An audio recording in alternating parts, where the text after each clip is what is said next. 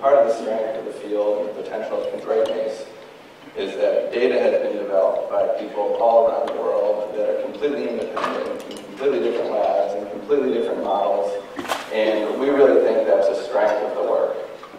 And secondly, most of our work recently has been looking at translational issues like formulation and delivery, and we haven't been doing a lot of basic science on it. So you'll have to forgive me when I show everyone else's work and just a bit of our own, but we do think that's exciting. So if you look at a historical perspective of the development of chondroitinase as potential therapy for spinal cord injury, we go back over 20 years now, and some of the early work from Jerry's lab showing that these chondroitin sulfate proteoglycans are part of barriers that allow the central nervous system to develop properly and prevent or encourage proper synapse formation. Work then went on to show that these same molecules are formed by glia and other elements during the time of injury, and the idea was developed that perhaps these are partially responsible for the fact that the central nervous system neurons don't regenerate very well. And then finally now we're at a point here, and I've shown here in this bottom little clip a recent article from Jerry, which I think will be presenting data on later on, really showing that in highly complex functional systems we can manipulate these chondroitin sulfate proteoglycans with chondroitinase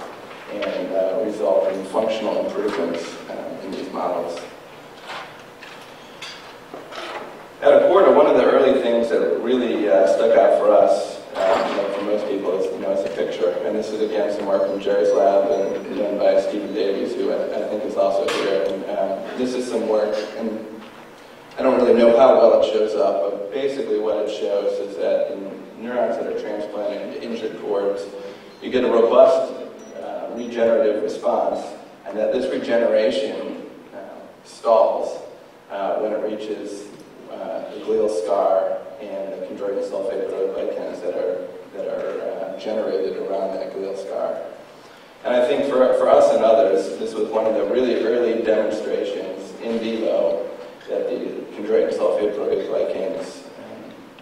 have a significant role and perhaps are a great target to go after if we're trying to encourage regeneration.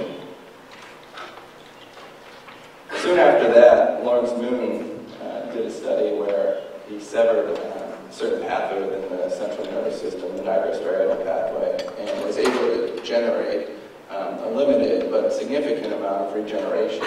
within that pathway when he treated